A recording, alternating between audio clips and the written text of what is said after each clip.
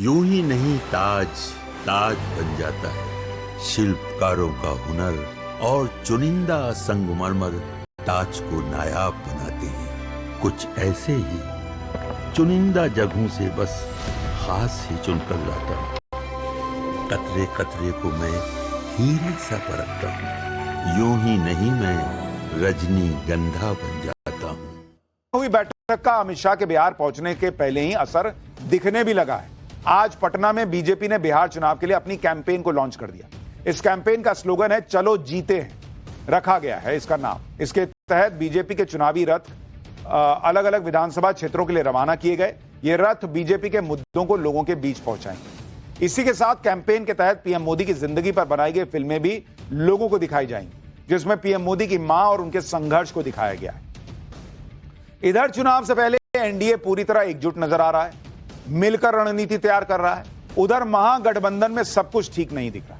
जो राहुल गांधी और तेजस्वी यादव वोट अधिकार यात्रा के लिए 16 दिनों तक साथ रहे, बुलेट पे साथ साथ घूम रहे थे, जब बात सीट बंटवारे की आई तो इस जोड़ी के टूटने की अटकलें लगने लगी। खबर है कि सीट बंटवारे को लेकर कांग्रेस और आरजेडी के बीच खींचतान तेज हो गई है। सूत्रों के मुताबिक बीते 2 दिनों में सीट बंटवारे को लेकर होने वाली 2 बैठकें ऑलरेडी टाली जा चुकी हैं।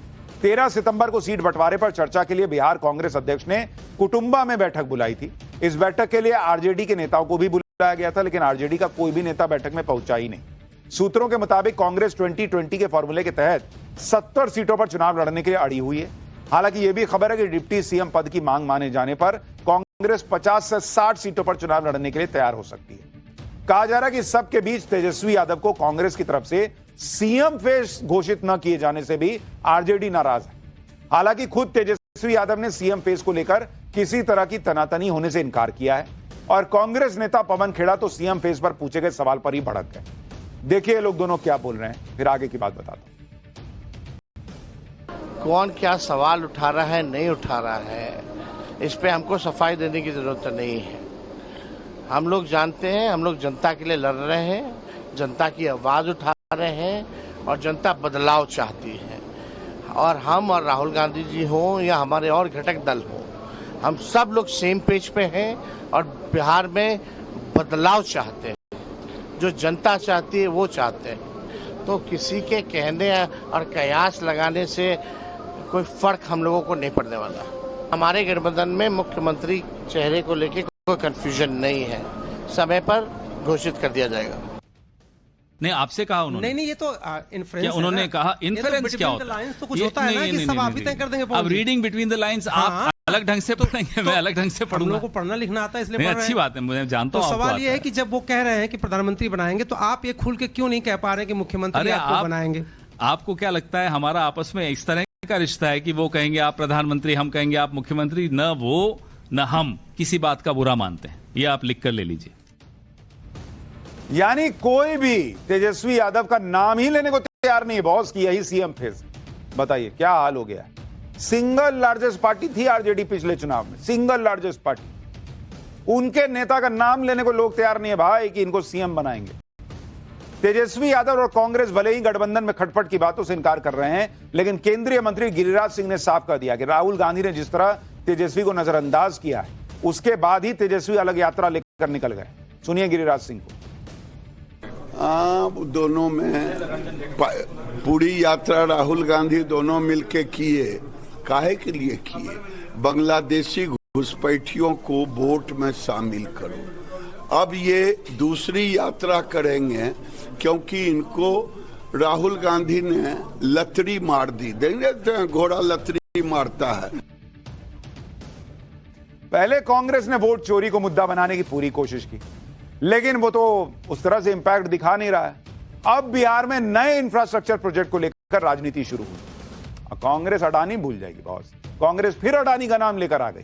कांग्रेस आरोप लगा रही है कि बिहार के भागलपुर में अडानी समूह को पावर प्लांट लगाने के लिए 1050 एकड़ जमीन तोहफे में दे दी गई। कांग्रेस का आरोप है कि ₹1 हर साल के हिसाब से 33 साल के लिए जमीन लीज पर दे दी गई अडानी ग्रुप को, ₹1 में। कांग्रेस का यह भी आरोप है कि 2400 मेगावाट का यह प्रोजेक्ट, जिसका बजट 21,400 करोड़ रुपए है, इसकी घोषणा बजट में हुई थी। हालांकि उस वक्त सरकार ने कहा था कि वो खुद ये प्लांट लगाई। कांग्रेस का आरोप है कि बाद में सरकार ने हाथ खड़े कर दिए और यह प्रोजेक्ट अडानी समूह को दे दिया गया। इसके साथ ही कांग्रेस ने आरोप लगाया कि बिहार के कोयले में बनी हुई बिजली बिहार के लोगों के 6 रुपए प्रति यूनिट में बेची जाएगी, जबकि महाराष्ट्र और यूपी में यह फिक्स दर 3 से 5 रुपए है। कांग्रेस ने इसे बिहार की जनता के साथ डबल लूट करार दिया। एक बार कांग्रेस प्रवक्ता पवन खेड़ा को सुन लीजिए, वो क्या बता रहे हैं। फिर ये 1 रुपए में अडानी को जमीन दे दी गई, इसका सच बताता हूं आपको। जब चुनाव आते हैं और बीजेपी को लगता है शायद हार जाएं, शायद वोट चोरी में सफल न हो पाएं, तो चलो गौतम भाई को जल्दी जल्दी दे दें, जाते जाते कुछ सौगात दे जाएं, और अगर जीत जाएंगे तो फिर सौगात डबल कर देंगे। बिहार में यही हो रहा है। वोट चोरी का बंदोबस्त तो बैठाया जा रहा है, लेकिन राहुल गांधी भी सड़कों पर हैं, कांग्रेस पार्टी सड़कों पर है, इंडिया अलायंस सड़कों पर है, तो हो सकता है वोट चोरी ना हो पाए, हम होने भी नहीं देंगे। तो गौतम भाई को जाते जाते 1050 एकड़ जमीन दे दी जाए, यह निर्णय लिया गया।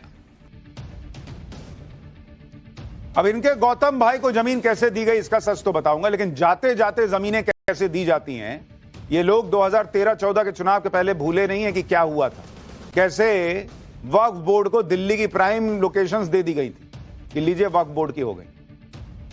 वो लोग कह रहे हैं कि गौतम अडानी को 1 रुपया में जमीन दे दी गई। कांग्रेस ने आरोप तो लगा दिए, लेकिन इन आरोपों की सच्चाई क्या है यह हम आपको बताते हैं। पहली बात, भागलपुर के जिस पिरपैंती पावर प्रोजेक्ट पर विवाद हो रहा है, उस पावर प्रोजेक्ट को मंजूरी देने का काम 2010 में ही शुरू हो चुका था। दूसरी बात, साल 2012 में ही इस पावर प्रोजेक्ट के लिए काफी जमीन का अधिग्रहण हो चुका था। तीसरी बात, इस प्रोजेक्ट को शुरू करने के लिए बड़ी बड़ी सरकारी कंपनियों से रिक्वेस्ट की गई, लेकिन वो इस काम को कभी आगे बढ़ा नहीं पाई। चौथी बात, इसके बाद बिहार सरकार ने तय किया कि पावर प्रोजेक्ट को शुरू करने के लिए बिडिंग करवाई जाएगी। यानी कोई आज का मामला नहीं है। सरकारी पीएसयू से भी बोला गया कि आप भी लगा दीजिए प्रोजेक्ट, किसी ने लगाया नहीं। लास्ट में जाके हुआ कि एक काम करते हैं, जमीन हम खुद आपको दे देंगे और कोई कंपनी लगा दे, वो अपना इन्वेस्टमेंट कर दे, बिडिंग कर दे, बिजली लोगों को, बिहार के लोगों को सस्ती मिलनी चाहिए।